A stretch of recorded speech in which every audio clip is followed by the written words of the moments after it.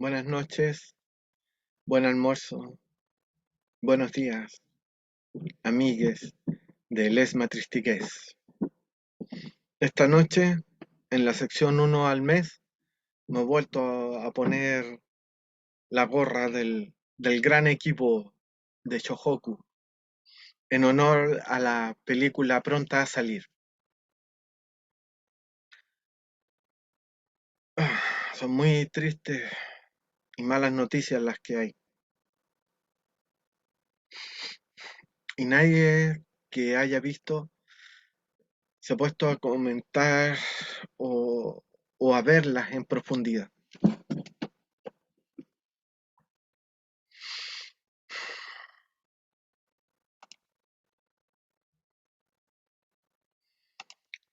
Partamos aclarando mi intervención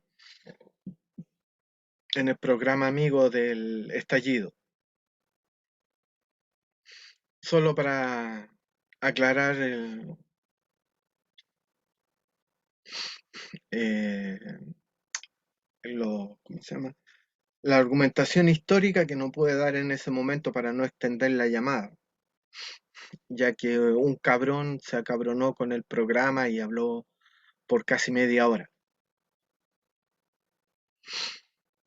Justo me había quedado dormido y desperté 5 minutos antes de llamar. Por eso los sonidos de estirarme y pararme de la silla donde me había dormido, que es precisamente donde estoy sentado en estos momentos. También había tenido un día largo y duro. La filmación del comienzo de este programa ya da pistas para aquellos que saben ver. Por eso el habla lenta y la dificultad para encontrar las palabras y concentrarme solo en el núcleo del tema, dejando de lado la argumentación histórica, que a continuación doy. Hemos ido 3 veces a la guerra contra el conglomerado altiplánico, los antiguos virreinatos y audiencia, virreinato del Perú y la audiencia de Charcas. 1. La primera vez fue la expedición de pseudo-independencia, porque de otra manera Chile no habría podido eh, separarse del imperio español. Consecuencia de ello es que en agradecimiento Perú dio asilo político a O'Higgins como libertador de América, entre paréntesis, y ahí empezó el prejuicio peruano hacia Chile de que los chilenos somos unos malditos traidores. 2. La guerra contra la Confederación del Guano, que le costó la vida a Diego Portales allá en el Cerro Barón, donde viví mucho tiempo. 3. La guerra contra el pacto secreto por el salitre. Mi tatarabuelo, Eloy Temístocles Caviedes, reportó el combate naval de Iquique, escribiendo el texto en el cual se basan todos los análisis históricos, y trató de tarado a Baquedano por su nula capacidad táctica y estratégica para ahorrar sangre del ejército chileno y del ejército peruano para facilitar la derrota de Perú y de esa manera hacer menos sangrienta la guerra. Pero Baquedano no le interesaba ganar fácilmente. Lo que le gustaba era ver mucha sangre en el campo de batalla. De ahí la gran cantidad de lisiados y minusválidos que regresaron de esa guerra. Razón por la cual fue apresado y expulsado del teatro de operaciones, a pesar de lo cual siguió reporteando debido a la vasta red de contactos que había creado. Estas tres guerras fueron digitadas desde Londres, con la yapa de la Guerra Civil, cuando Balmaceda quiso desarrollar Chile. La orden es clara: jamás desarrollarás tu país. Y esa realidad es eterna y transversal, dado el traspaso del testimonio al interior del imperio anglosajón, desde Londres a Washington. Realidad transversal que se cumple aún ahora en el desgobierno de Boris Johnson. Por eso es que vendrá un cuarto momento, una cuarta guerra, la guerra por el litio. El triángulo del litio está marcado por una alianza bajo cuerdas, pero aprobada por la ONU. La Cruz del Sur, entre Argentina, Brasil y Chile. Desde el momento en que Chile comenzó a intervenir en Haití, se firmó este pacto para la creación de un grupo de tareas de intervención rápida, en caso de caos interno de algún país sudamericano. De ahí el nombre, Cruz del Sur. Como dice el documental Economic Hitman o Asesino Económico, el proceso norteamericano de intervención en cualquier país que tenga algún interés para ellos comienza por el soborno o el asesinato del presidente o quien encabece el gobierno.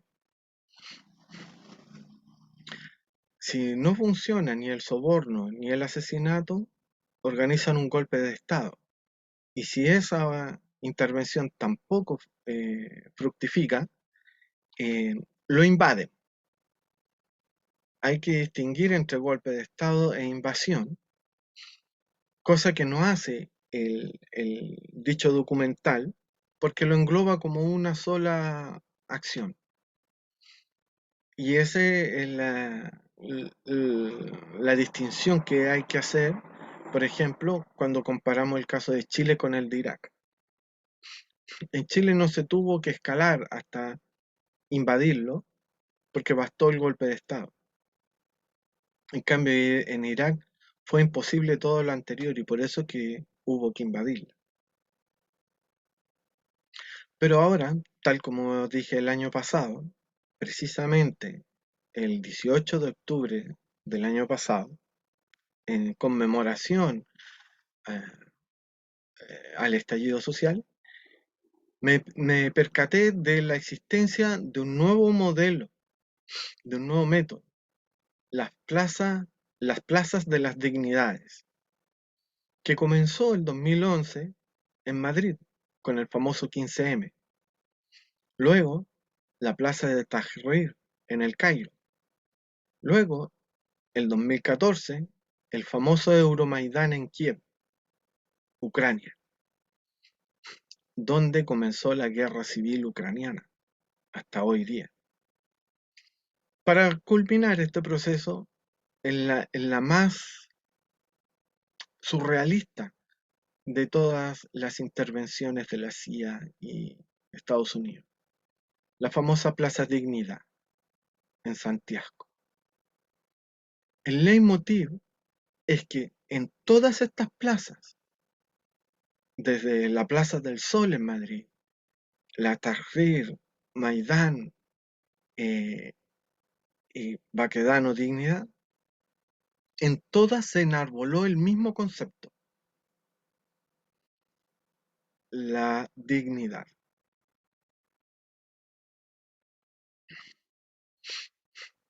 Más abajo dejo un link, ojalá no lo haya borrado Ariel Zúñiga, donde pueden consultar el artículo que escribí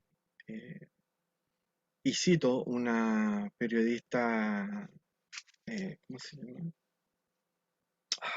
Egipcia, que fue la que se percató de la traición a los ideales, que encierran todos estos movimientos de Plaza Dignidad, porque todas se autodenominaron Plaza de Dignidad.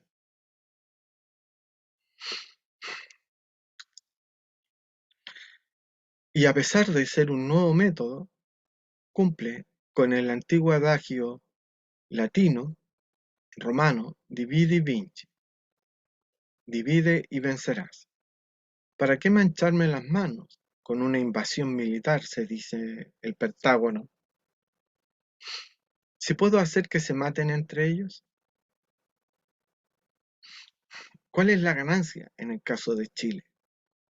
Una nueva constitución, absolutamente entreguista, aprobada por los bancos buitres de Wall Street, con la agravante que el mito fundacional chileno de creerse los ingleses de Sudamérica programó la obediencia eterna al imperio anglosajón, la rama dorada del patriarcado.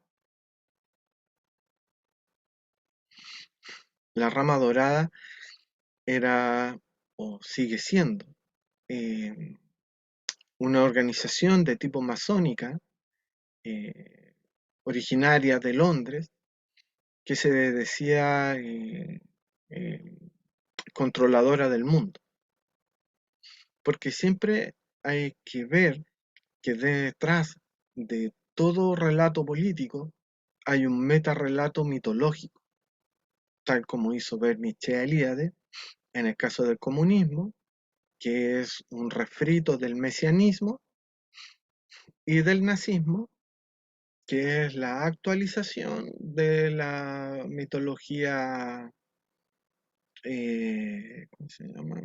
Alemana, germánico-nórdica. Eh, en este caso, podríamos decir que es el mito, en el mal sentido de la palabra, como mentira, del destino manifiesto de Estados Unidos, en donde ellos se atribuyen eh, el hecho de ser los salvadores y ordenadores del mundo, ser el país que lleva la civilización al resto del mundo. Y aquí están los dos archivos. Uno es el artículo donde hablo de las plazas de las dignidades, y el segundo es un archivo eh, de este mismo canal en donde hablo de la crisis histórica del fin de la modernidad occidental, el fin de la civilización occidental moderna y su probable y más que probable regreso a una edad media, si es que no a una edad neolítica, que precisamente entronca con lo que vamos a ver a continuación, porque eh,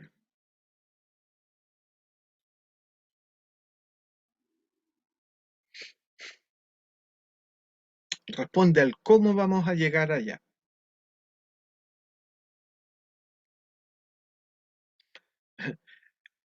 Aquí un breve comentario. La realidad es más nietzscheana que el mismo Nietzsche. Polonia atacará a Alemania por traición a la pureza de la fe. Berlín está dispuesta a aceptar las condiciones de Moscú, pero Varsovia prefiere morir de pie antes que arrodillarse frente a los rusos. Esa división interna es la que implosionó a Europa, convirtiéndola en la puta de USA, abusa y se va.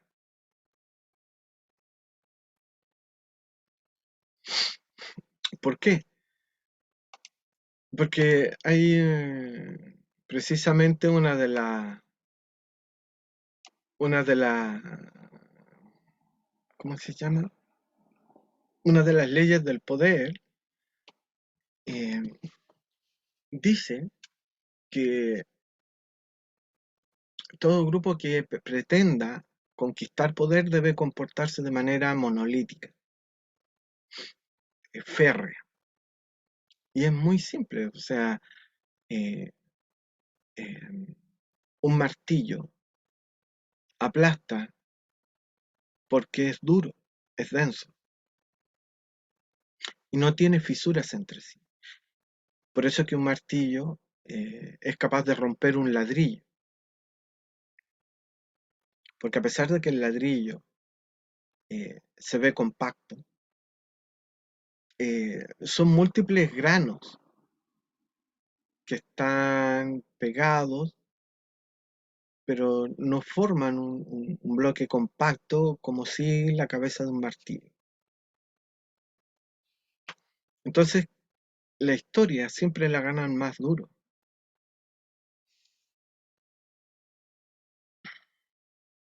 Y eso es lo que mucha gente no entiende. No se puede cambiar no se puede cambiar la historia siendo blanco. Y ahora, con lo de Ucrania, y dentro de poco, con lo de Taiwán, será aún más evidente esta verdad.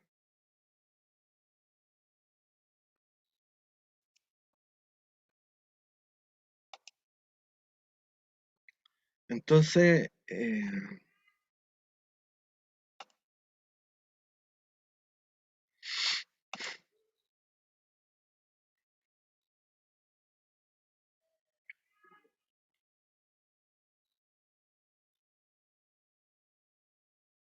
voy a compartir otra pantalla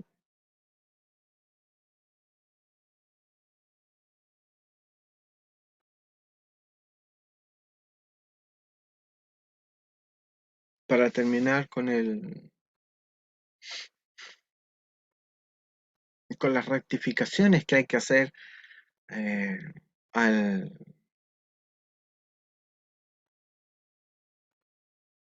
al programa de Ariel Zúñiga en su emisión Estábamos avisados. Si pueden observar aquí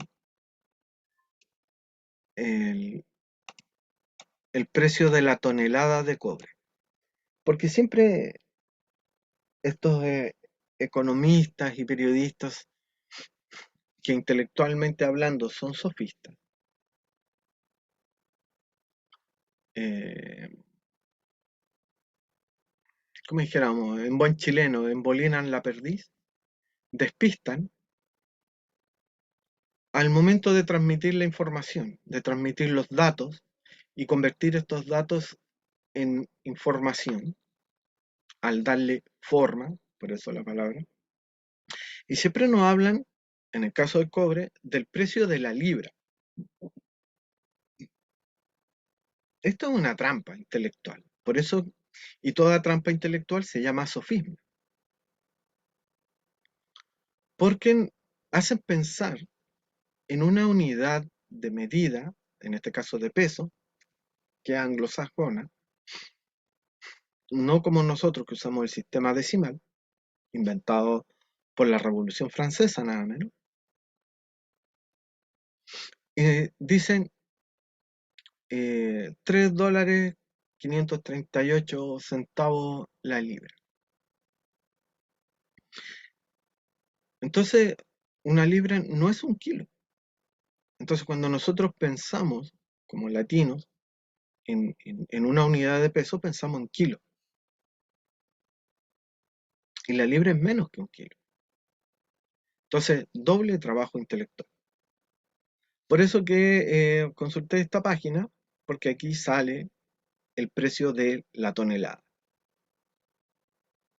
Y este es un mensaje para todos los estúpidos imbéciles, apruebistas, que creen que aprobando la nueva constitución, alias plurimamarracho, van a conseguir la nacionalización del cobre, porque es todo lo contrario.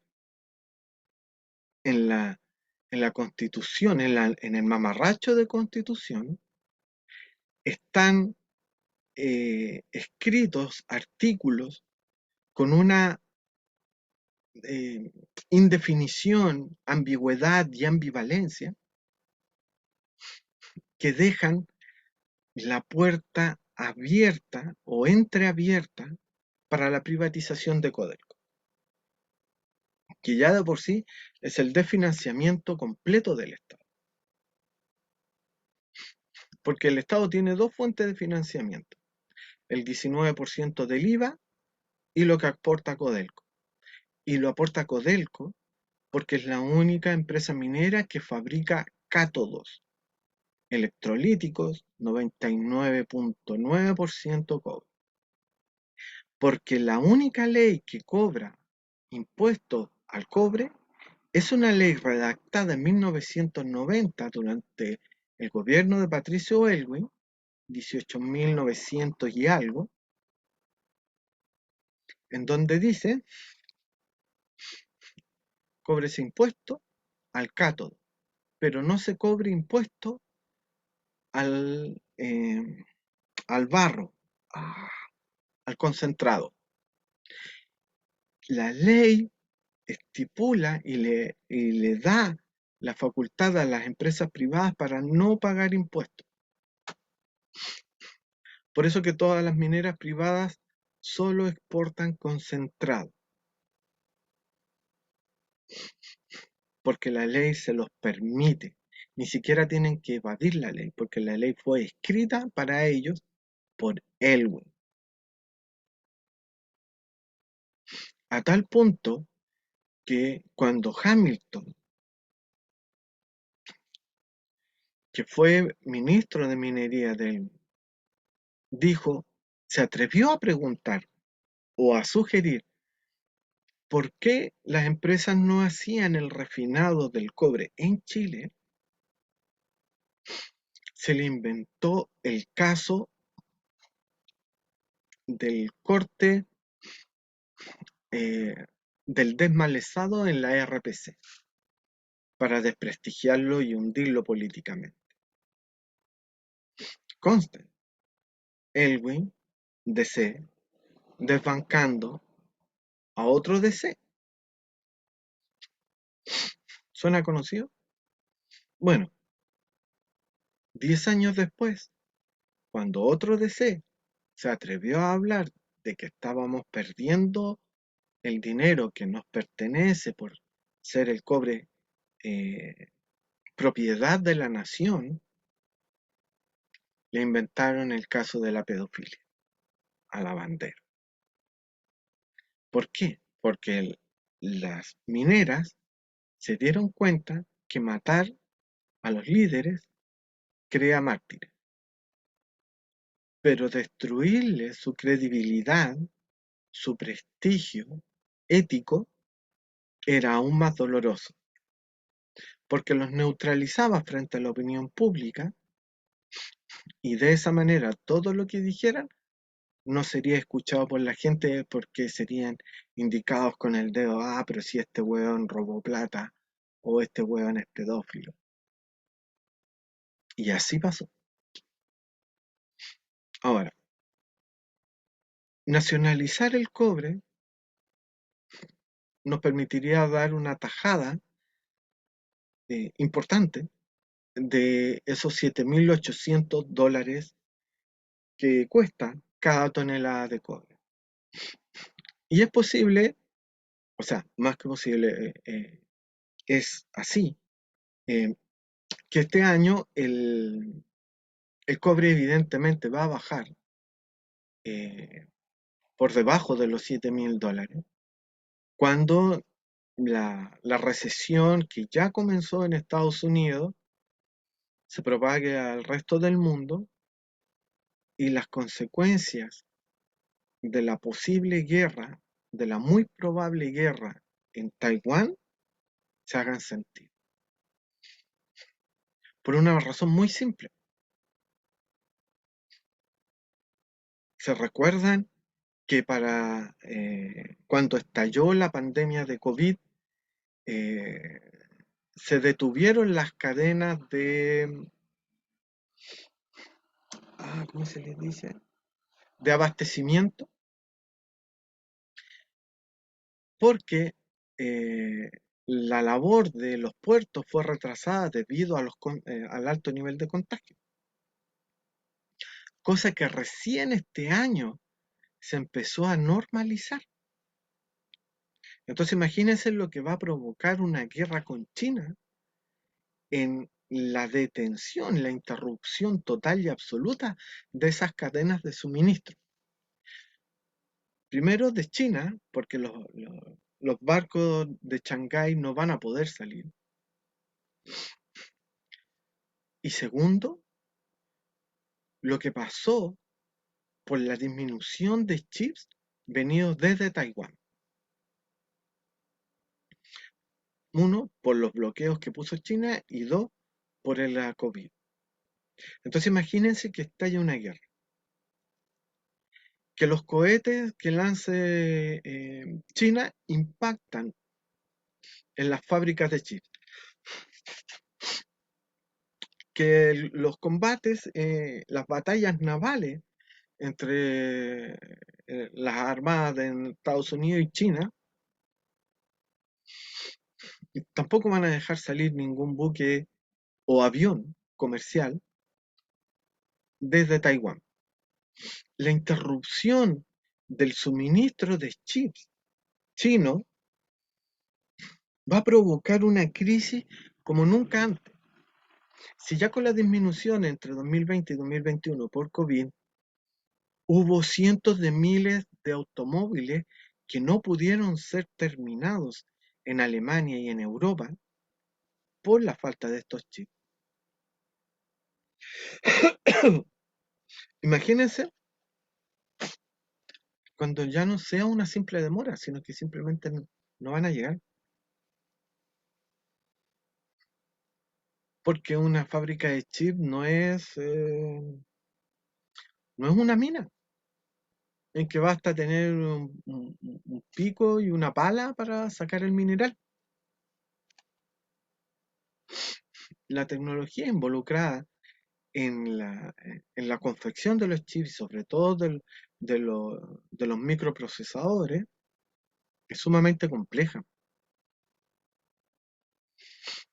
Esas máquinas litográficas que se hacen en Holanda son únicas. No se hacen por miles, a lo más por decenas. Eh, Previendo eso, empresas taiwanesas hicieron unos galpones en Arizona, Estados Unidos, pero no son capaces de reemplazar la producción taiwanesa.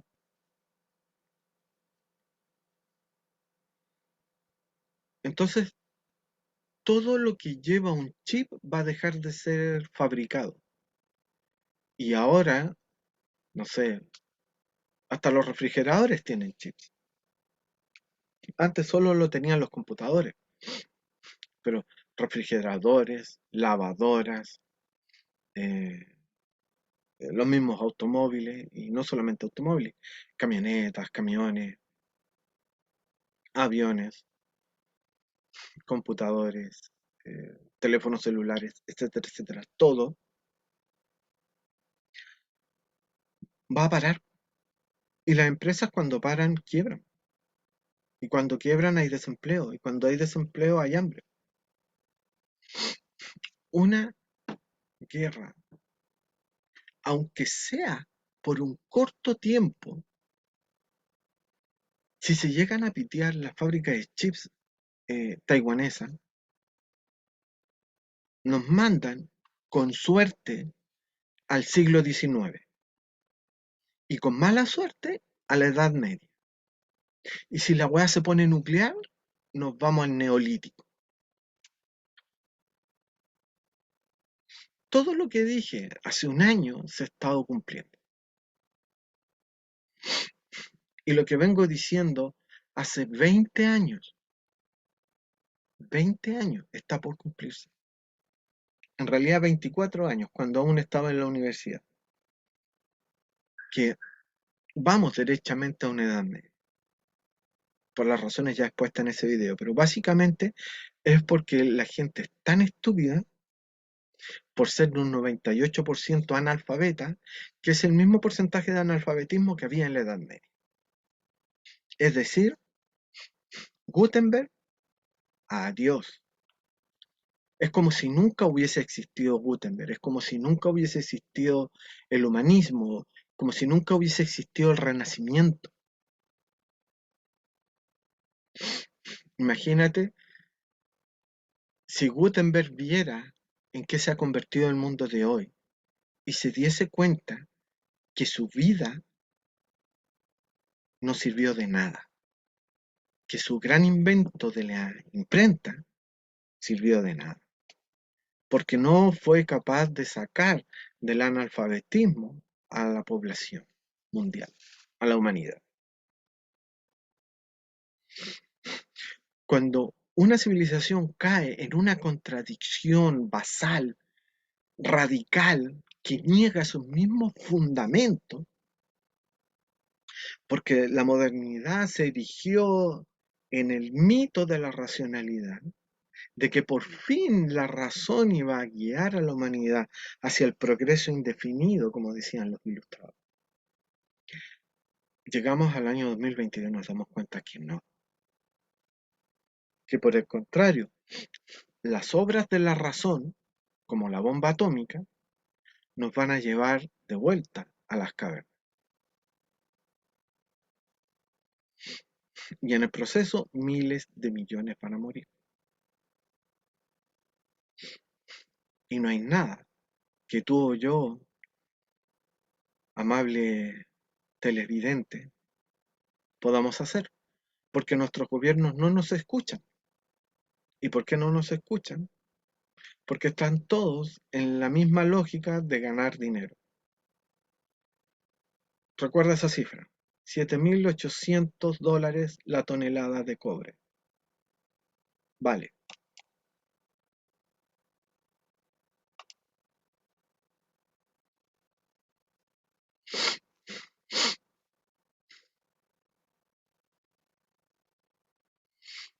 ¿Qué nos dice el más grande banco occidental?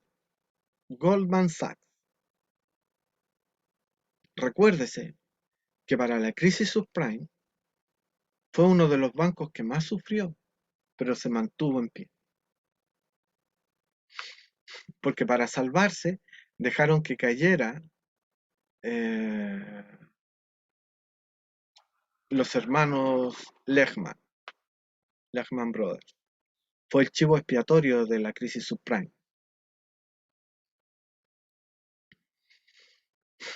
Por eso que siempre he recomendado ver las tres películas, El Sagrado Triunvirato de la crisis subprime.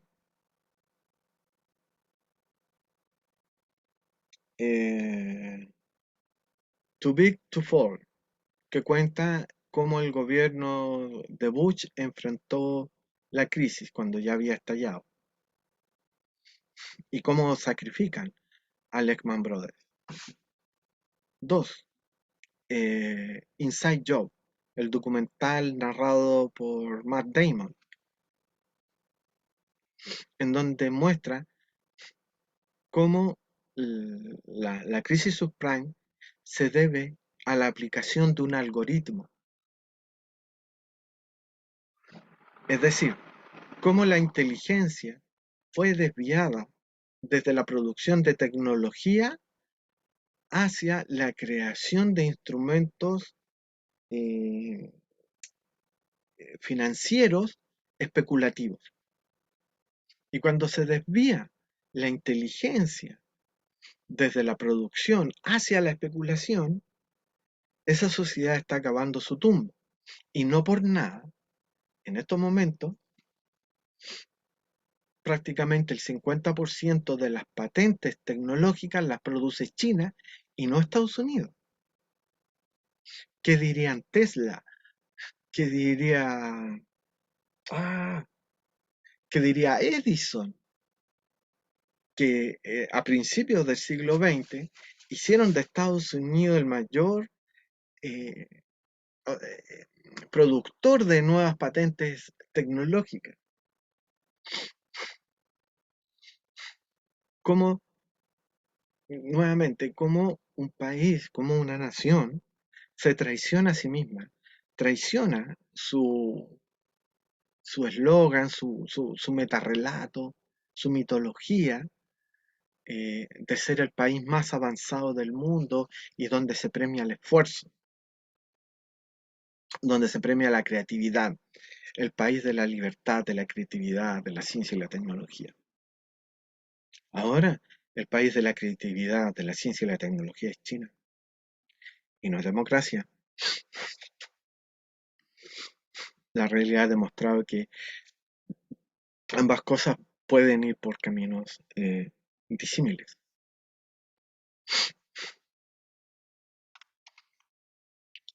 Esta corrección va para ti, Ariel Zúñiga, porque me llamó mucho la atención que dijeses que el litio ya se acabó, que cagó, que ya no es importante.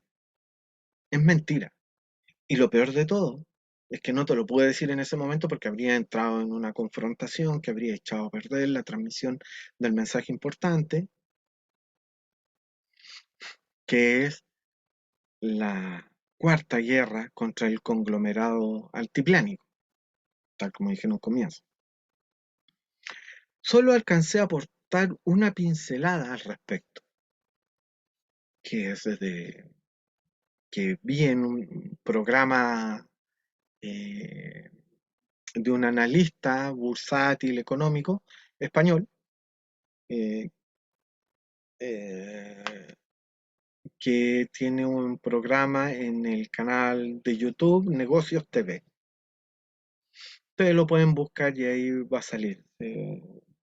José Antonio se llama. Siempre los José rondan mi vida. Es un leitmotiv, no sé por qué. Pero siempre los José me están dando muy buena información. Y acá, como pueden ver en el párrafo que he resaltado, la tonelada de litio vale $60.000. ¿Cómo puede ser que algo que valga $60.000 ya haya pasado, ya sea cuento viejo y el litio sea inútil? Por favor, por favor, por favor, un poco de investigación, un poco de racionalidad, un poco de objetividad. Guatón pitonizo, cagaste. Ya no soy pitonizo. El litio no cagó. Lo peor de todo es que quien primero dijo en Chile que el litio ya era cosa del pasado fue nada más ni nada menos que el Chascón Villegas, el ultrafacho. Y vos, Ariel, le copiaste el discurso a un facho culiado. Así que de guatón pitonizo, nada, porque no estás viendo el futuro, estás viendo el pasado. ¿Y por qué? Como ustedes sabrán, el año pasado, eh, ¿cómo se llama? Elon Musk sacó un Twitter que no encontré, donde respondía a una persona que le preguntaba, eh, o sea, que le inquiría por qué, que qué pensaba acerca del golpe de Estado en Bolivia, y que ese golpe de Estado había sido precisamente por el litio. Y Elon Musk, como cualquier imperialista, dijo, Estados Unidos puede hacer lo que le dé la gana, puede dar los golpes de Estado que quiera, porque yo, por la empresa Tesla de sus automóviles eléctricos, necesito el litio al más bajo precio posible. Y claro, estamos viendo que la tonelada de litio a $60.000 es casi 8 veces el precio de una tonelada de cobre. Es decir, por cada tonelada, por cada tonelada de litio, aquí hay 8 toneladas de cobre. Entonces, ¿qué es más importante nacionalizar? ¿Es más importante nacionalizar el cobre o nacionalizar el litio? No sé, díganmelo usted. En ese momento, si ustedes revisan la grabación, yo dije precisamente el dato que había oído en ese programa Negocios TV de este José Antonio,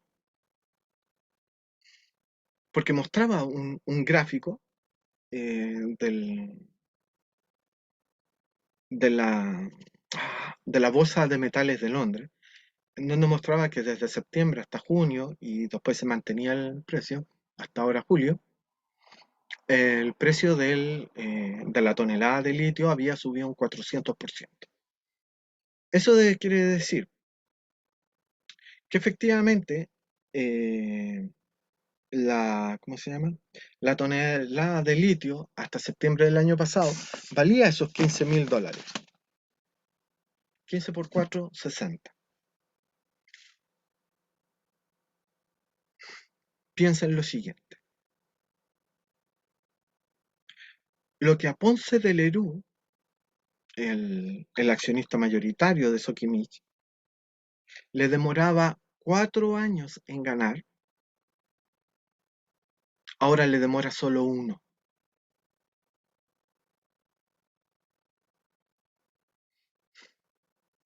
Miles y miles de millones de dólares.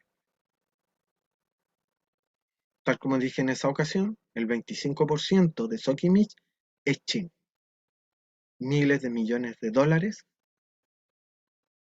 que está ganando el Partido Comunista Chino por el solo hecho de exportar sal, porque no exportamos baterías, exportamos sal. Bolivia exporta baterías y tiene más del triple de, de litio que Chile. Por lo tanto, es muy probable que se nos acabe el litio y Bolivia todavía tenga litio.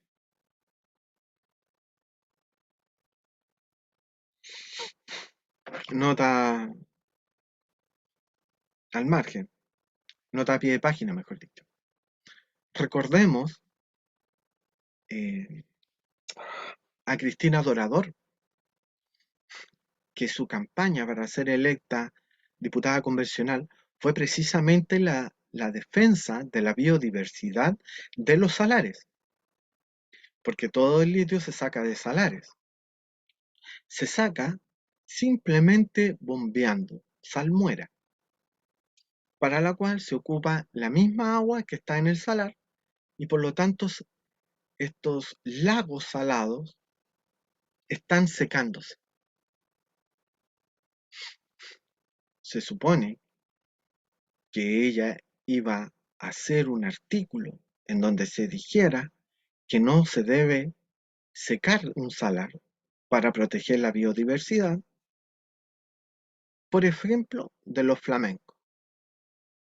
Los flamencos han disminuido drásticamente su población y algunos ya ni siquiera vuelven a reproducirse. ¿Para qué decir la rica eh, flora bacterial que tienen los salares? Y conste que eh, los salares matan bacterias normales, como las que tenemos todos nosotros en nuestros hogares, y esas bacterias que viven en los salares pueden vivir son extremófilos, como les llaman, son formas de vida que pueden vivir en extremos y que nos podrían servir mucho, por ejemplo, para terraformar Marte, porque viven en un ambiente tóxico para cualquier otra forma de vida y producen oxígeno a partir de agua salada. Cierro paréntesis. Traidor. Y pensar que yo la apoyaba. Durante algún tiempo mi emblema de Twitter fue una fotografía de ella. Y en mi blog tengo escrito un artículo en donde cito un documental de la Deutsche Welle, el canal alemán, en donde ella es entrevistada. Y precisamente habla de todas estas cosas de los salarios.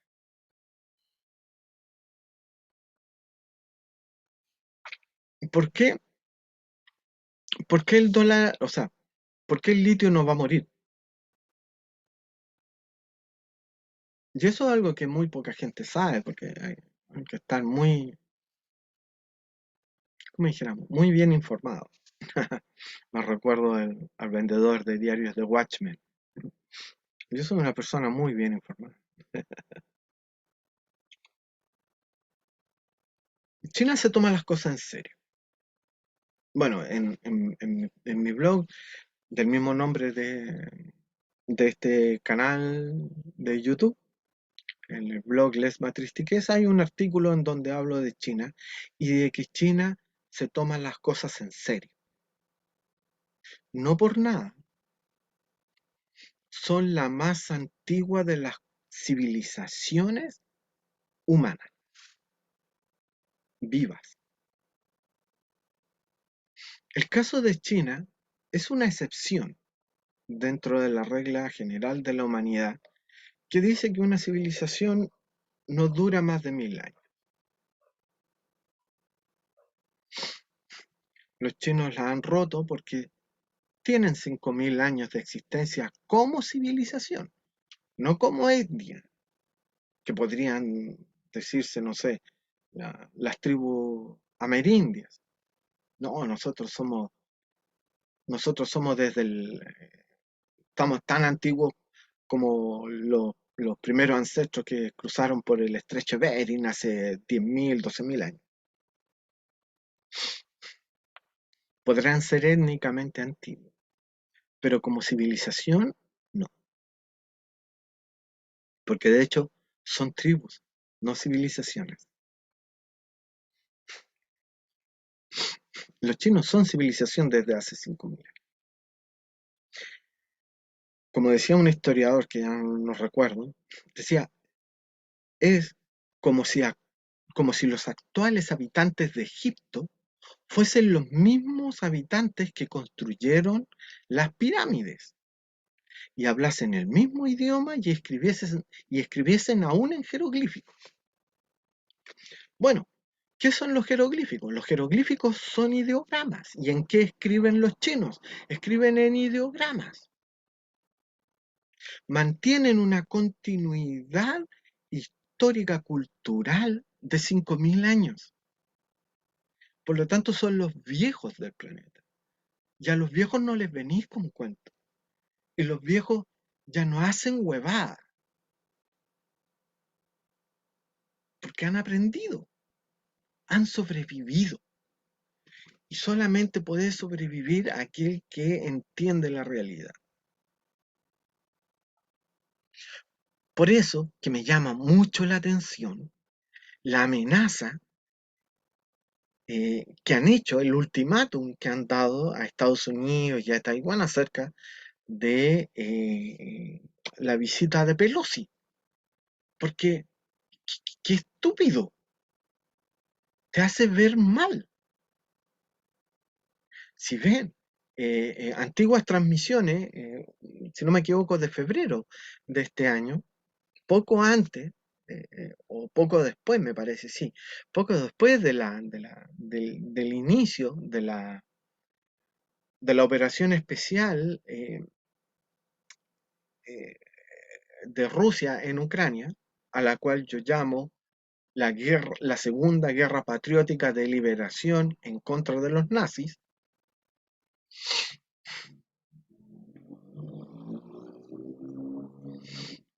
Lo que yo digo, básicamente, es que los rusos no se comportaron como Hitler con los nuevos Sudetes, porque Hitler se los tomó inmediatamente, aduciendo precisamente que en esa región la mayoría son o eran eh, germanoparlantes. Si Putin efectivamente se hubiese comportado como Hitler, al día siguiente del Euromaidán, al día siguiente del decreto de prohibición de hablar ruso en público, que fue poco después del Euromaidán en Odessa, ciudad históricamente rusa, en donde todos hablan ruso, razón por la cual salieron a protestar y los mataron, lo que motivó la separación de Lugansk y Donetsk, porque podrás prohibirme muchas cosas, pero no me puedes prohibir hablar en mi lengua materna. Absurdo. Entonces, Kiev emite un decreto absurdo que solamente podía tener una respuesta, que era el rechazo. E inmediatamente se sesionan las repúblicas del Donbass y empieza el cañoneo a los civiles. Por lo tanto, quien arroja la primera piedra es Kiev en contra de su propia población ucraniana ruso parlante. Y solamente después de eso, lo, lo, las repúblicas del Donbass deciden la secesión final. Porque antes solamente pedían una autonomía administrativa para poder seguir hablando su idioma materno, su lengua materna. Algo así como lo que ocurre en España, en donde los éuskaros pueden hablar éuskaro. El catalán habla catalán, el valenciano habla valenciano y los gallegos el galego portugués. Entonces, no era nada del otro mundo, no era nada que justificara el genocidio de civiles por bombardeos de la Fuerza Aérea y de artillería pesada de 155 milímetros.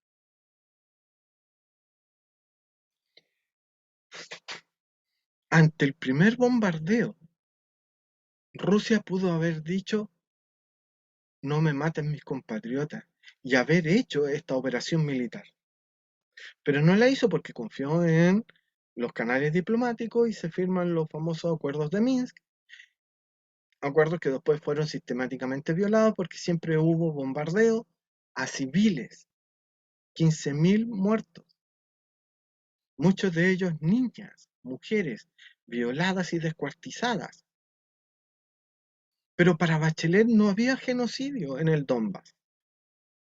Ninguna protesta, ninguna condena en contra de Ucrania, en contra de Kiev.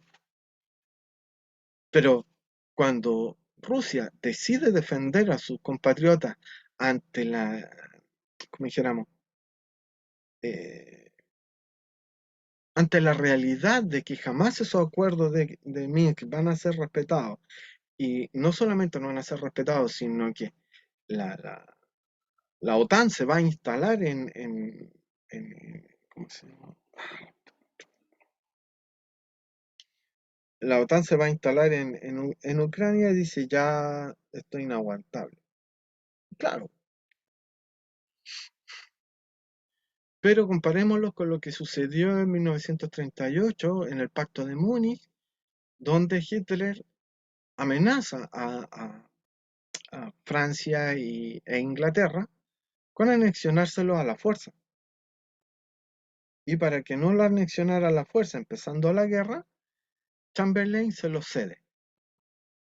Y como resulta que eh, los Sudetes eran la región montañosa que protegían Checoslovaquia de una invasión desde Alemania, al anexionarlos legalmente, el resto de Checoslovaquia queda totalmente desprotegido y en una semana la Wehrmacht termina ocupando la totalidad del país. Al siguiente año, desde la misma Checoslovaquia, parte un cuerpo de ejércitos invadiendo Polonia.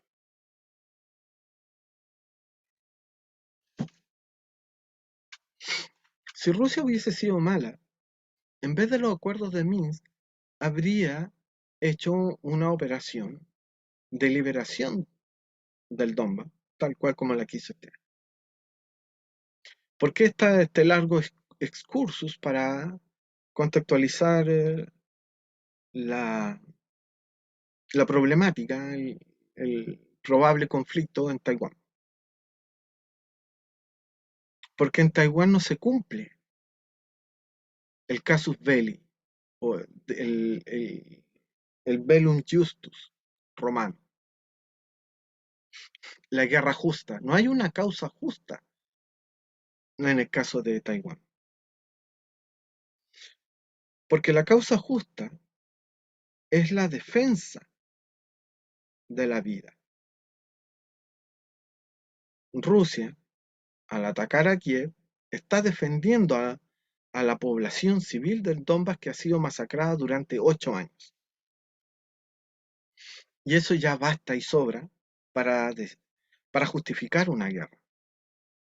Hay casus belli, hay bellum justus, hay guerra justa en el caso de Ucrania, Rusia. Ucrania, Donbass, Rusia. Porque ahí alguien disparó primero y disparó a civiles. Pero Taiwán no ha disparado en contra de China, y mucho menos contra civiles. Ya no se da el casus belli de bellum justus. Es una reclamación territorial. Rusia no estaba reclamando el Donbass como territorio propio. Por eso que la comparación con Hitler, comparar a Putin con Hitler, no tiene ningún asidero histórico, porque el comportamiento de Putin y Hitler es diametralmente opuesto.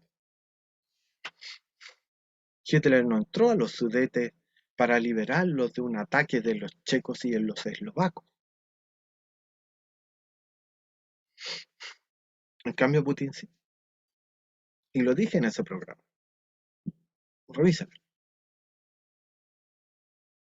Pero aquí no. Tsai, la presidenta Tsai, eh, la presidenta de Taiwán, Tsai, a quien si ustedes revisan mi Twitter, sigo y comento algunos de sus tweets, eh, no ha disparado, no ha lanzado un misil, no ha disparado artillería, no ha herido a ningún chino continental, como si Kiev ha destrozado literalmente a 15.000 ucranianos eh, rusófonos. Entonces no estamos ante el mismo caso. Podrá ser muy justa su reclamación territorial de que Formosa, como la llamaban los portugueses, la Hermosa. Sea efectivamente territorio chino porque fue ocupada históricamente por los chinos. Eh, ¿Cómo se llaman? La dinastía Ming, la dinastía Qing de los manchúes también, y arrebatada después por los japoneses, etcétera, etcétera. Y después de la guerra civil, ocupada por los nacionalistas de Chiang Kai-shek. Está bien, reclama todo lo que quieras,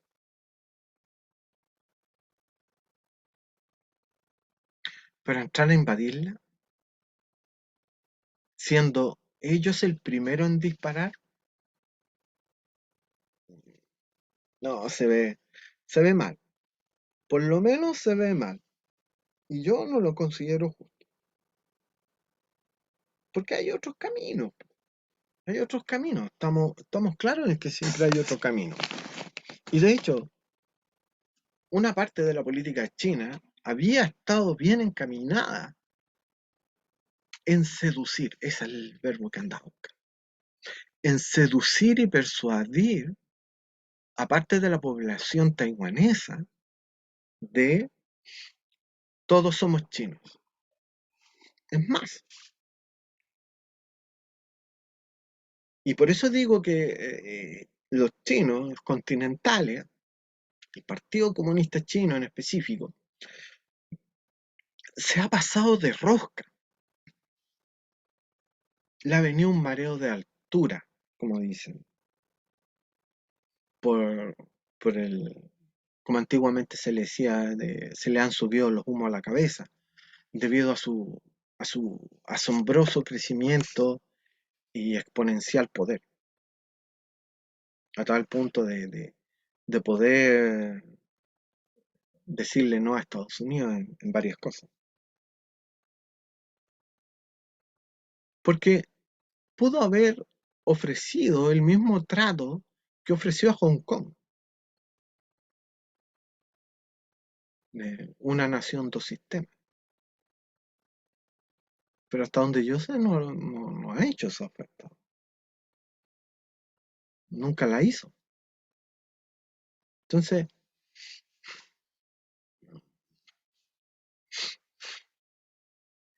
eh, leyendo los twitters de la presidenta Tsai, ella dice que se han bloqueado las exportaciones desde Taiwán hacia China continental, especialmente las frutas tropicales que cultiva Taiwán. Entonces,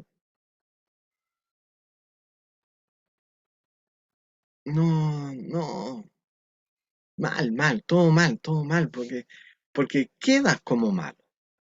Así como, es como decirle, mira, Xi Jinping,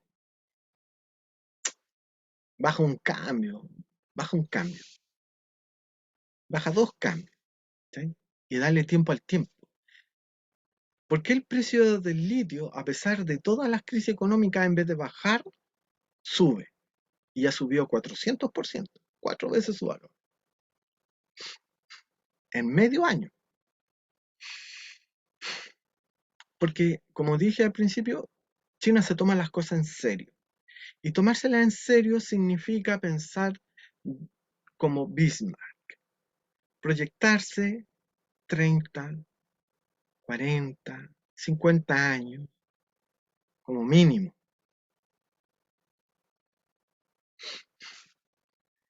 30 años, 40 años para los chinos es casi cortoplacista, es casi corto plazo. Porque estamos hablando, reitero, de una civilización que lleva en pie 5.000 años.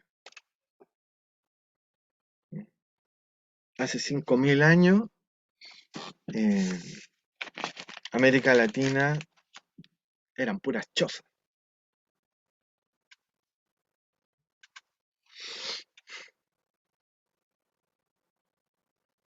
Y las grandes culturas, como la azteca, la maya, la inca, no sobrevivieron. Es como si esas culturas hubiesen sobrevivido y ahora fueran una potencia mundial. O sea, lo que no sucedió en Latinoamérica, sucedió en China. Ellos sobrevivieron y son la potencia. Por lo tanto, ellos están proyectando los próximos 1000 años. Y como son inteligentes y la mayor masa crítica de científicos y tecnólogos de vanguardia, recordemos, casi el 50% de todas las patentes del mundo son chinas. El 5G, ¿quién lo hizo? Lo hizo China, no Estados Unidos. China tiene misiles hipersónicos, Estados Unidos no. Por lo tanto, ya le ganó la carrera tecnológica. Para igualar a China, Estados Unidos le falta una década. Y se produce la aporía de xenón que se titula Aquiles y la tortuga. Eh, la tortuga empieza la carrera y Aquiles le da ventaja. Entonces cada vez que Aquiles se mueve, la tortuga también se mueve. Aquiles se vuelve a mover, la tortuga se vuelve a mover. De tal manera que Aquiles, por muy rápido que sea, nunca la alcanza. Bueno, la tortuga es uno de los animales totémicos de China. A tal punto que la leyenda dice que el I Ching, o el libro de las transformaciones, nace a raíz de un sistema de profecía chamánica que era quemar la caparazón de una tortuga con un hierro candente. Entonces, que de esa manera aparecieron los hexagramas. La tortuga sostiene el universo por la solidez que representa y por la lentitud de los cambios. Por lo tanto, los chinos no se van a apurar. Y eso es lo que más me llama la atención en el caso específico de ahora con la visita de Pelosi. Se han apurado.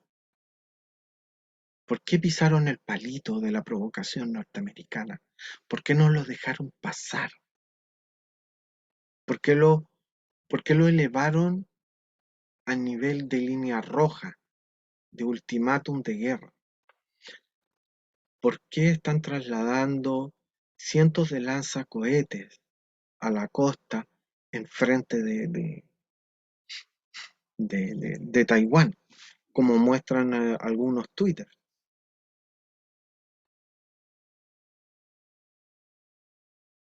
No entiendo. Una guerra en Taiwán nos manda a la cresta, porque nos quedaríamos sin tecnología.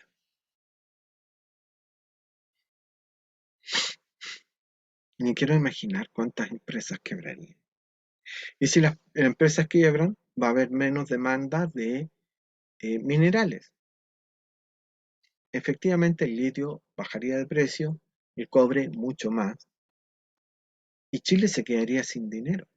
Y recordemos que el estúpido, maldito, traidor a la patria y al pueblo de Chile ya regaló 30.000 millones de dólares. 5.000 millones por el Ministerio de Hacienda y 25.000 millones por el Banco Central, en vez de haberlo ocupado en proyectos de desarrollo social y de incentivo a la agricultura con el objetivo de eh, conseguir eh, la soberanía alimentaria que Chile no tiene porque importamos el 60% del trigo, siendo uno de los países que más come pan.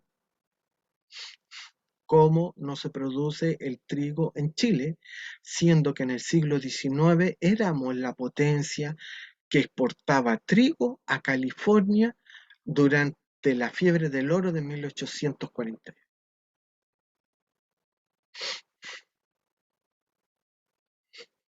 Cosa que recoge Vicente Rosales en su libro Crónicas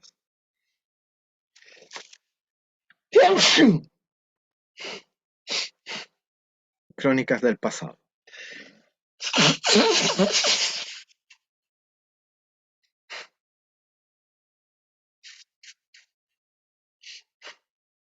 Entonces, ¿cómo pasamos de un Estado soberano a un Estado dependiente y mendigo de las potencias transnacionales?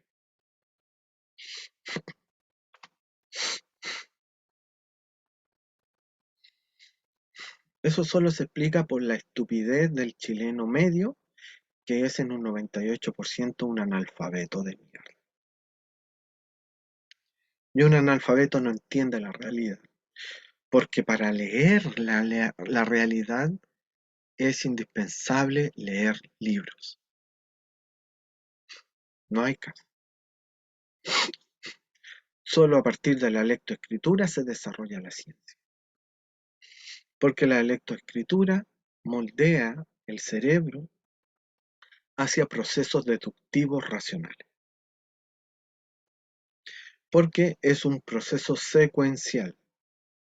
Entonces, al leer, aprendes que la secuencia de los eventos tiene un sentido de causa-efecto y empiezas a pensar de esa manera. Y eso es el pensar racional, y dentro de todas las maneras de pensar racional está el modo científico. Porque hay otro modo de pensar que es el filosófico, el teológico, etcétera, etcétera, que también son modos racionales de pensar, pero tienen otros métodos, parten de otras premisas, etcétera. Entonces, el Banco Central tenía 45.000 millones de dólares como reservas. Reservas que existían para casos como ahora, en donde el precio del trigo es tan caro que el solo hecho de comer pan ya se ha vuelto un lujo, porque cuesta más de $2 el kilo de pan. Impensable. Entonces, esos 25.000 millones de dólares, ¿por qué no lo ocupó para que los agricultores chilenos cambiaran sus cultivos y empezaran a sembrar trigo, a sembrar papa? El encarecimiento de los fertilizantes, precisamente por la guerra de Ucrania, debido a que ni Ucrania ni Rusia podían exportar sus fertilizantes que son ocupados en un 40% de la agricultura latinoamericana, de tal manera que se ha producido hambruna en Brasil, ¿cómo se llama? Colombia, Argentina, Honduras, múltiples partes, porque esos fertilizantes no llegan y los que vienen de Estados Unidos vienen sumamente caros. No hay papas, no se plantaron cuando deberían haberse plantado, que era en marzo de este año.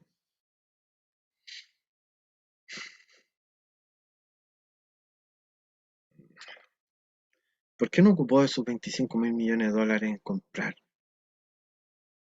trigo, aceite eh, y fertilizante? Habrían ayudado mucho más a la economía y a la vida de los chilenos que tirar ese dinero en manos de los bancos con la esperanza en que bajase el precio del dólar para hacer más baratas las importaciones. ¿Importaciones de quiénes? de las grandes empresas. Los bienes de capital y los bienes de consumo que son vendidos por las empresas de retail. Para eso gastó el dinero de todos nosotros, para asegurar su rango de ganancias y de sobrelucro que tienen todas esas empresas sobre nosotros y los bancos,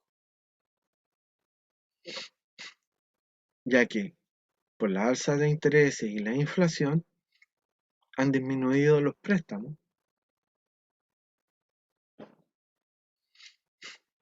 y a pesar de eso los bancos siguen ganando una asquerosa suma de dinero. Pero para asegurarles aún más ganancias, es decir, para que las ganancias de este año sean mayores a las del año pasado, para que así digan que hay crecimiento de la economía, porque ese es el mantra de la verdadera religión, el crecimiento económico, que no es más que el crecimiento de las ganancias de las grandes empresas. Ojo con eso, porque en un momento de crisis civilizacional todas las palabras significan nada, se vacían de su significado original y son tergiversadas para ser utilizadas como eufemismo para la cruda realidad. Nos están esclavizando legalmente mediante la deuda. Entonces, para asegurar el crecimiento de las ganancias de los bancos, el retail y las grandes empresas, Boris Dance sacó de nuestro bolsillo 25.000 millones de dólares y se los regaló a las grandes empresas. Sacó 5.000 millones de dólares del Ministerio de Hacienda y también lo regaló a la grandes, sin tomar en cuenta el Fondo de Estabilización del Precio del Petróleo, que también es dinero nuestro y que está siendo ocupado para financiar a las petroleras. O sea, el Estado de Chile, en vez de trabajar para los chilenos, trabaja para las grandes empresas transnacionales. Y se suponía que Boris eh, es un tipo de izquierda, socialista, o como dice la ultraderecha chilena, un comunista de mierda que va a traer pobreza al país. Y en parte tienen razón y en parte, como siempre, mienten. ¿En qué tiene razón la ultraderecha? En que Boris va a traer pobreza a Chile y eso ya está visto. Pero no por ser comunista. Y ahí es donde está la mentira, donde está la falacia intelectual. Sino por ser más neoliberal que el mismísimo Piñera. Oh, me dio toda la alergia.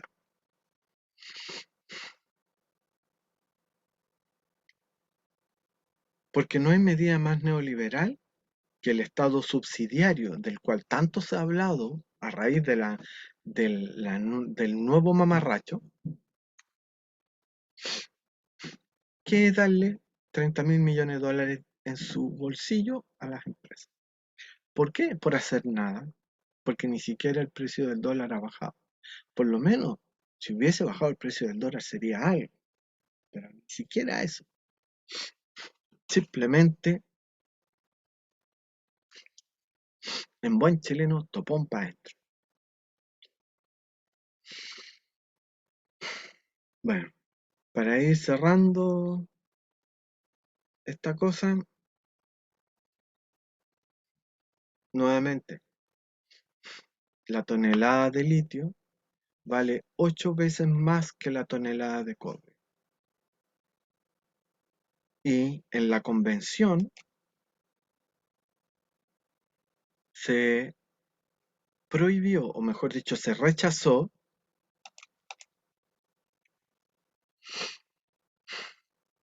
el estatuto minero. Y los diputados convencionales rechazaron todas las sugerencias hechas por Alcayaga, Lavandero y José Gabriel Pal, otro José, de aplicar un verdadero royalty a la extracción de todos los minerales que se dan en Chile.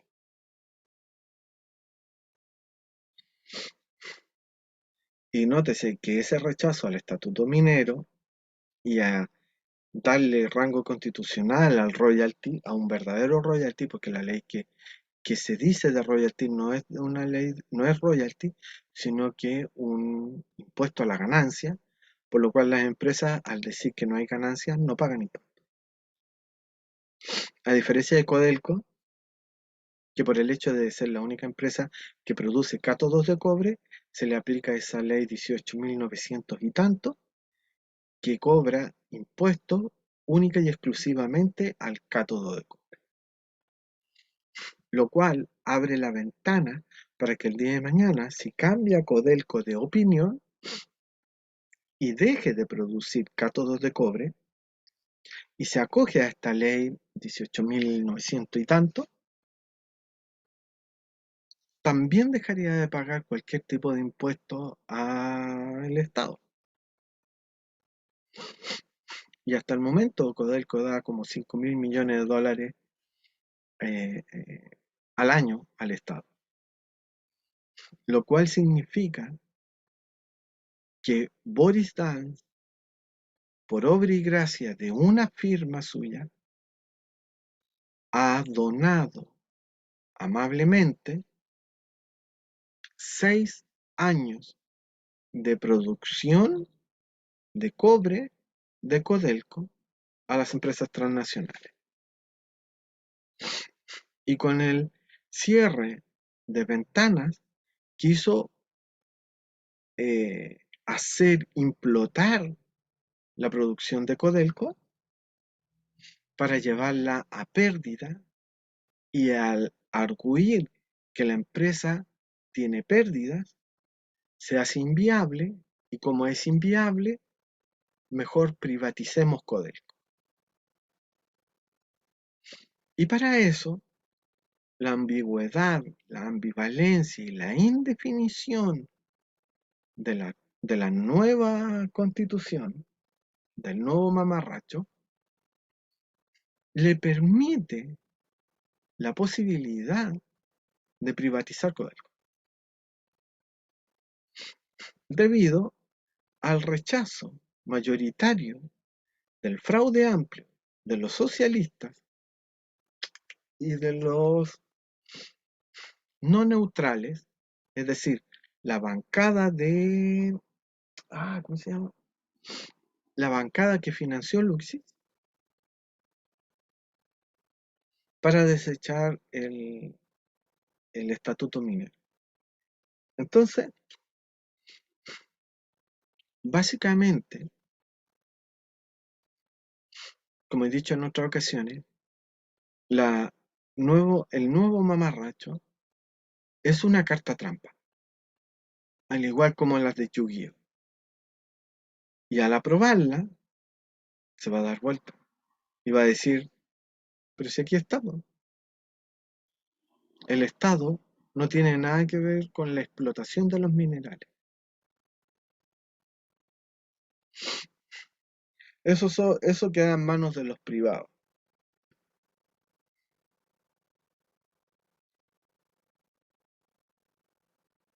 Para cuando se den cuenta, ya será demasiado tarde.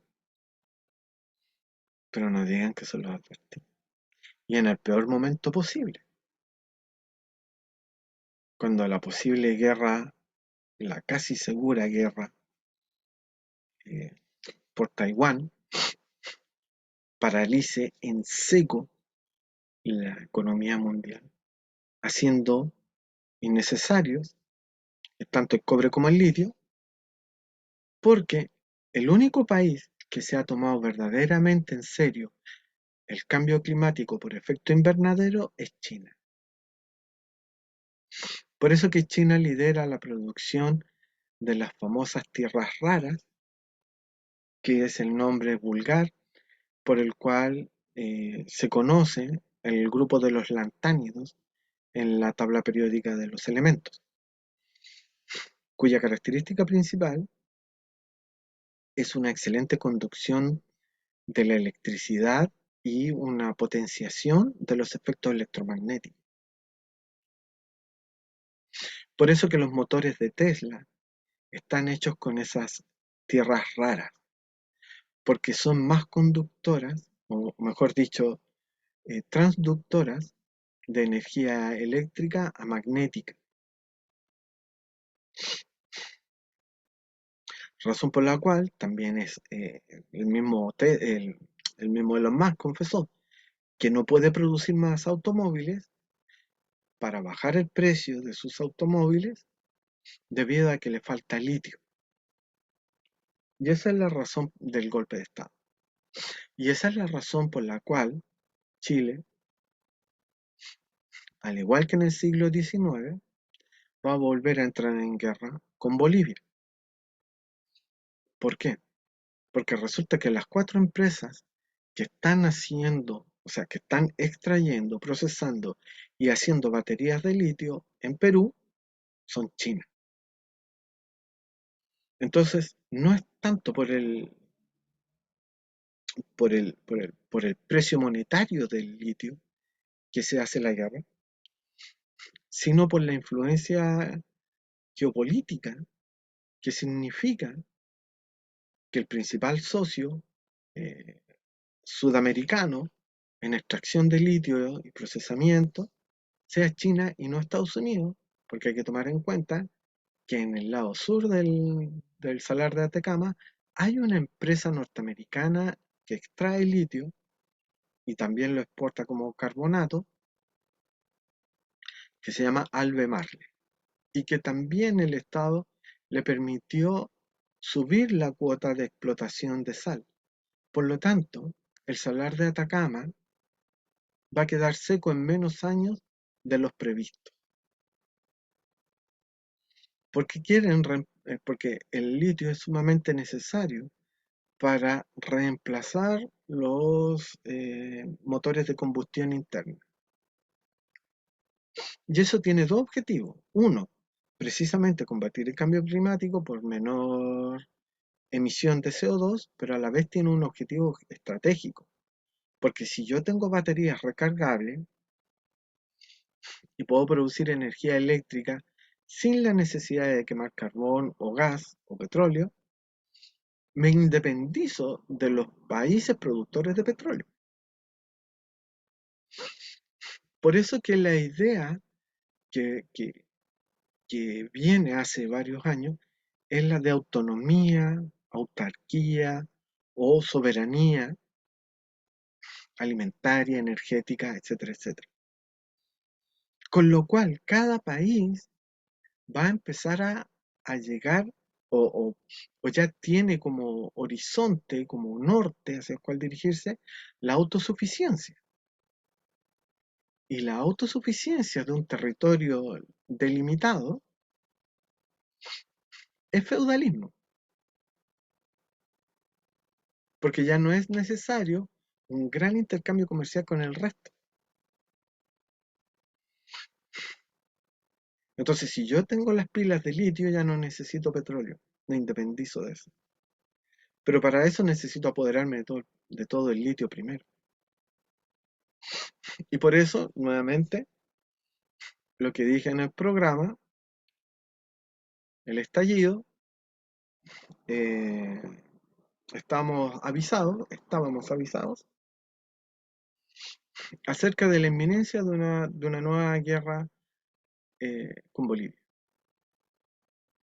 Y es muy probable que Brasil y Argentina también se unan a la rapiña, porque el litio vale oro y vale más que oro. Y todas esas otras cosas, todos esos otros minerales que también se van exportados por precios de cobre, pero que valen mucho más que el cobre.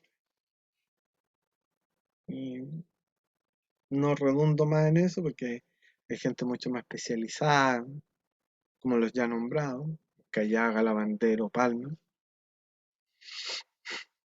que dominan el tema de hace mucho tiempo, porque de una u otra manera estuvieron involucrados precisamente en el proceso de nacionalización del cobre durante el gobierno de la Unidad Popular. Y ahí es donde viene la hipocresía. Recordamos lo que dijo Carlitos Marx, primero como tragedia, luego como farsa. Toma Boris Dance. Boris Dance se viste, como dijéramos, como Allende, tiene lentes parecidos a los de Allende, pero no es Allende, sino que es una mala parodia de Allende. Porque evidentemente Allende no habría regalado 30.000 millones de dólares que nos hacen mucha falta en este preciso momento para no morirnos de hambre. Como esas dos mujeres de Puerto Montt que casi se suicidan junto con sus hijos porque no tienen nada que comer, como me dijo una amiga en Twitter. Y esto hace ya más de un mes. O sea, dos madres con hijos en Puerto Montt. ¿Cuántas madres más con hijos están en ese mismo problema en todo Chile? Hace 2 meses. Y Boris regala dinero a los bancos y no nos da dinero para seguir vivos, para no morir de hambre, como mueren los niños en Argentina, Brasil, Colombia, Honduras, todos los días. Boris no es socialista, Boris no es comunista, el nuevo mamarracho no es comunista, es neoliberal, es aún más perfectamente neoliberal que el de 1980, porque en el de 1980, como dice el guatón pitonizo, venía corcheteada la nacionalización del cobre. En el nuevo mamarracho la descorchetearon. Y con eso nos volvieron a esclavizar. Votar aprobar, como dije en un Twitter ayer, aprobar es esclavizar. Es esclavizarnos nosotros mismos a todos esos bancos, buitres, carroñeros de Wall Street, que están esperando a que se, eh, se apruebe para que Boris diga se vende Codelco y comprarlo a precio de huevo.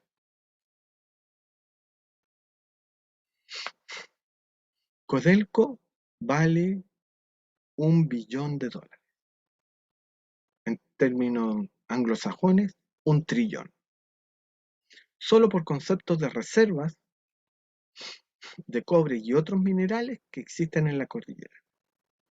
Y eso fue lo que fue a vender Boris Dance al tomarse unas chelas con el neoliberal Trudeau en Canadá. En vez de ir a Moscú y comprar trigo, aceite y fertilizantes a bajo precio, con esos 25.000 millones de dólares que se farrió, y con lo cual se farrió nuestras vidas.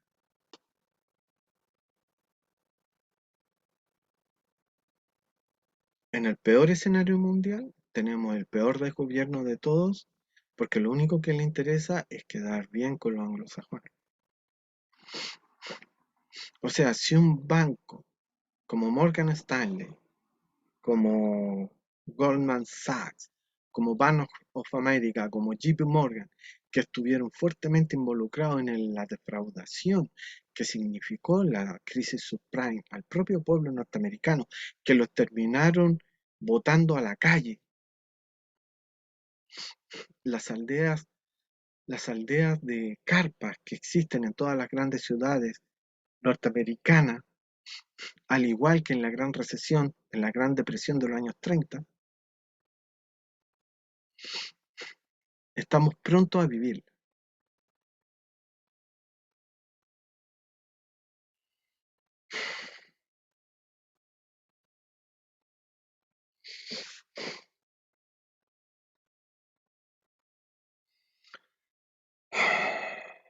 La imagen que puse al principio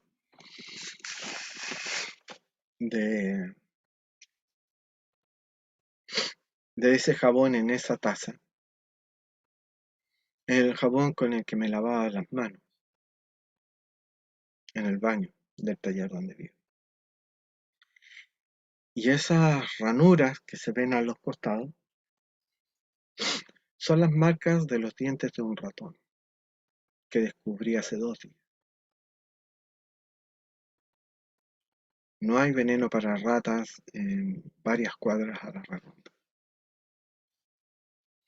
He preguntado en todos los kioscos, o sea, en todos los negocios cercanos de mini market.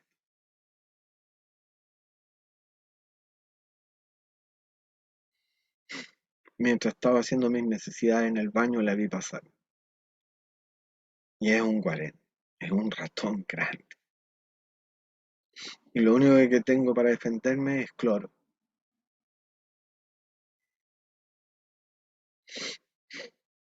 porque le molestan las sustancias volátiles que se meten en la nariz. Bueno, de hecho, hasta a mí me hace daño. Mis pulmones, el, el- el cloro es un gas a temperatura normal. Y cuando se mete en los pulmones, hace daño. Lo malo es que se evapora, así que tengo que estar poniendo constantemente. La pregunta es, ¿qué tan hambrienta tiene que estar una rata para mordisquear jabón? Porque es lo único que tiene para comer. Debe estar muy hambrienta. En los, en los 5 años que vivo en este barrio, nunca había tenido que pelear con una rata. Primera vez. Tómese nota. En las ranuras de ese jabón he puesto precisamente cloro. Y aún así, cuando vengo acá arriba a hacer cosas, el ratón sale y lo vuelve a morder. Yo digo, los ratones ahora ya son inmunes hasta el cloro.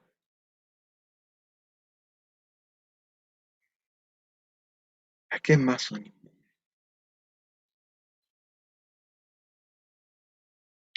Hace años vi una película basada en una novela que se llama Cosmópolis. Y con esto ya cierro.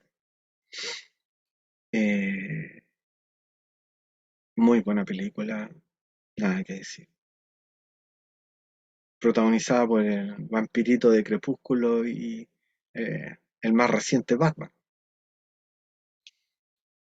quien personifica a un ultramillonario, especulador para variar, que va a una gran cumbre en Nueva York y en Nueva York hay una gran protesta que dicen una frase de Heinrich Böll, un escritor alemán que se suicidó durante el transcurso de la Primera Guerra Mundial. Y la frase es la siguiente: la nueva divisa será la rata.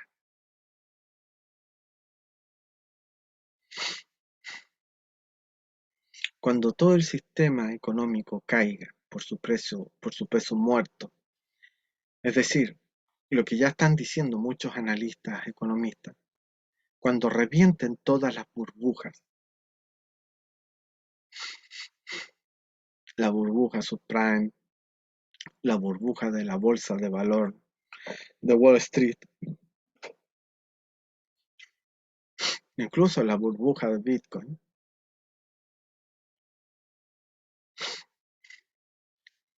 todo va a valer nada. La economía capitalista tal cual como se conoce desaparecerá. Y volveremos al tradicional troque. En ese caso, la rata se transforma en divisa porque va a ser la unidad de cambio. ¿Cuánto cuesta esto? Cuesta 5 ratas, ya, toma, 5 ratas. Porque va a ser prácticamente lo único que podamos comer. En los tiempos de guerra y de graves crisis, el ser humano ha comido ratas, porque todos los demás animales ya habrán sido comidos o muertos por explosiones atómicas, por ejemplo. Por eso que digo que vamos a retroceder a la Edad Media con suerte, y si no al Neolítico.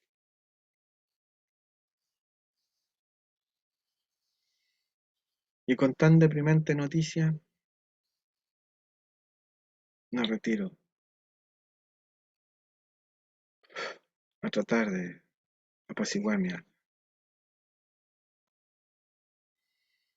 Buenos días, buen almuerzo, buenas noches, amigues de Les Matristiques.